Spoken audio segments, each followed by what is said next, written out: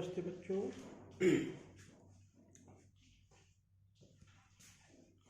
Good morning.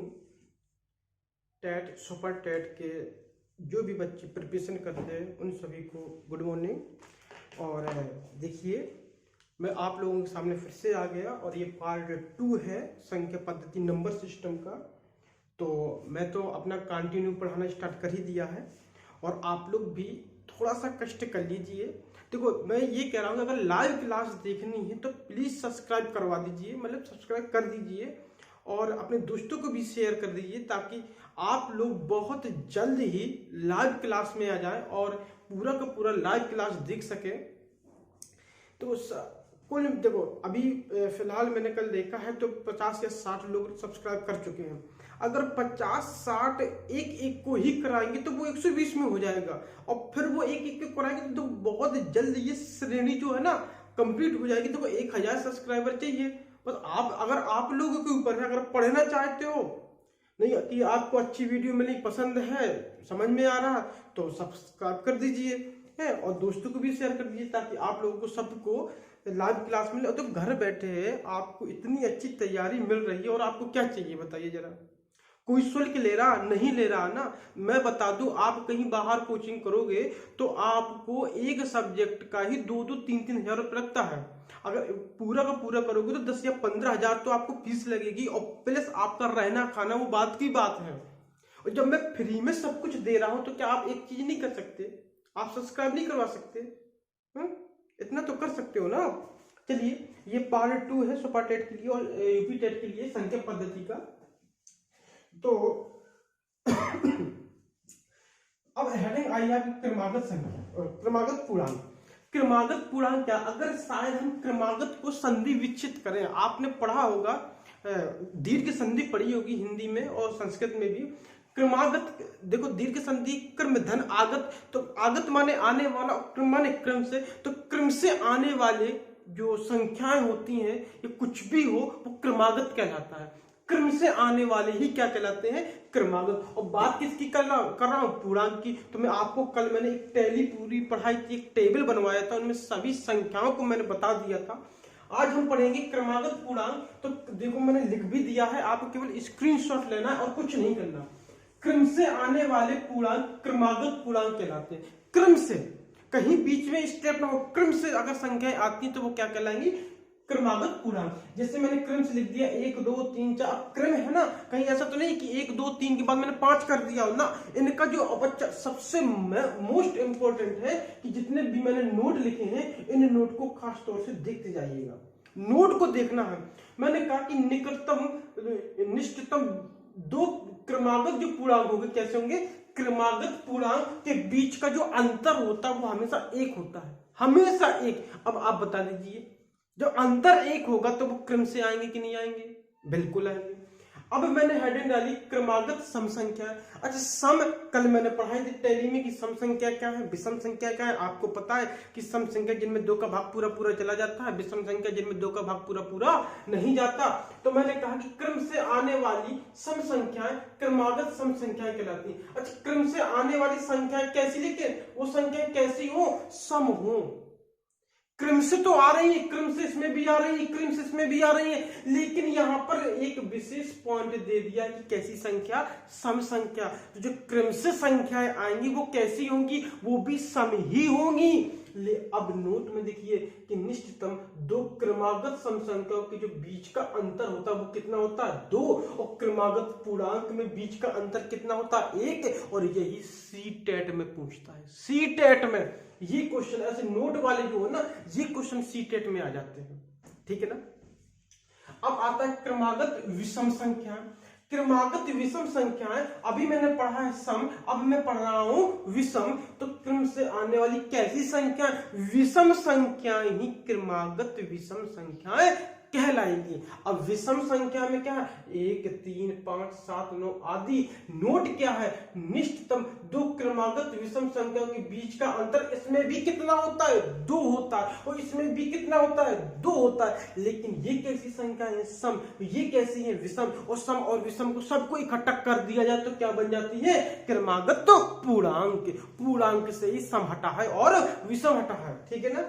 अब सबसे जो इंपॉर्टेंट है, जहां बच्चे गलती कर देते हैं हमेशा, वो ये पॉइंट है। ये पॉइंट में इंपॉर्टेंट लेके आया हूं, लिखा कि रूढ़ संख्या या अभाज्य संख्या। अभाज्य संख्या को ही हम लोग कैसा कहते हैं, रूढ़ संख्या, इंग्लिश में बोलते हैं प्राइम नंबर, है ना। तो देखिए, रूढ़ संख्या या अभाज्य संख्या की पहचान कैसे करें, कैसे करें पहचान हम। देखो ये क्वेश्चन आता कि निम्नलिखित में से कौन सी संख्या अभाज्य है, या निम्नलिखित में से कौन सी संख्या अभाज्य नहीं है, ठीक है ना। तो हमें बहुत कम समय में ये देखना है कि कौन सी भाज्य कौन सी अभाज्य। पहले मैं एक बार पढ़ देता हूं, आप लोग समझ लीजिए, फिर मैं आपको और अच्छे से समझा दूंगा। लिखा कि सर्वप्रथम दी गई कोई संख्या अभाज्य है या नहीं, इसकी पहचान कैसे करेंगे कि सर्वप्रथम दी गई संख्या के ठीक जो संख्या दी गई है ना, उसके ठीक बाद वाली, उसकी जो आगे आने वाली संख्या, कौन सी संख्या, वर्ग संख्या का क्या निकालेंगे, वर्गमूल। कहने का मतलब यह है कि कोई संख्या दी गई है तो उस संख्या का, उससे जो आगे आने वाली संख्या, जो वर्ग संख्या है, उसका क्या निकालेंगे हम, वर्गमूल। जैसे एक एग्जांपल मैंने दिया 97, छोटा सा एग्जांपल है, ये 97 लिख दिया, और 97 के बाद कौन सी संख्या पूर्ण वर्ग, 100, तो 100 का वर्गमूल कितना होगा, 10। अब समझ में आ गया होगा। जैसे मैंने कह दिया एक संख्या हमने दे दी है, एक संख्या हमने बोल दी 220, कितनी बोल दी, 220। माना कि ये भाज्य है, लेकिन फिर भी हम एक एग्जांपल ले रहे हैं। अगर 220 बोल दी तो 220 के बाद जो एक संख्या होती है जो पूर्ण वर्ग होगी, वो कितनी की, 225, और 225 का वर्गमूल कितना होगा, 15। अब समझ में आ गया होगा। एक एग्जांपल मैंने लिया, तो देखो 241 संख्या है 241, तो 241 के आगे वाली पूर्ण संख्या क्या होगी, 256 होगी, और 256 का वर्गमूल कितना होता है भैया, 16। इतना आ गया। अब आगे पढ़ते हैं। जो संख्या वर्गमूल निकाली है उसमें जितनी भी उससे छोटी जो अभाज्य संख्या है उनको लिख लेंगे, और फिर उन सभी अभाज्य संख्याओं को बारी बारी से दी गई संख्या में क्या करेंगे, भाग देंगे। अगर पूरा पूरा भाग चला, किसी भी संख्या का, किसी भी अभाज्य संख्या का अगर पूरा पूरा भाग चला जाता है तो फिर वो संख्या भाज्य होगी। अगर पूरा पूरा भाग नहीं जाता, किसी भी अभाज्य संख्या का भाग नहीं जाता, तो वो संख्या होगी अभाज्य। देखो जैसे मैंने कहा 241 एक संख्या है, 241 के जो आगे आने वाली संख्या वो 256, 256 का वर्गमूल है 16, और 16 से छोटी जितनी अभाज्य है, कौन कौन सी है अभाज्य, 2 है, 3 है, 5 है, 7 है, 11 है, 13। इसके बाद अगर 17 की बात करेंगे तो 16 से ज्यादा हो जाता ना। तो 16 से छोटी जितनी अभाज्य वो हमने लिख ली। अब बारी बारी से 2 का भाग देंगे, 241 में नहीं जाएगा, शेष बचेगा। 3 का भाग देंगे, नहीं जाएगा, शेष बचेगा। 5 का भाग तो जा ही नहीं सकता। 7 का भाग देंगे तो शेष बचेगा।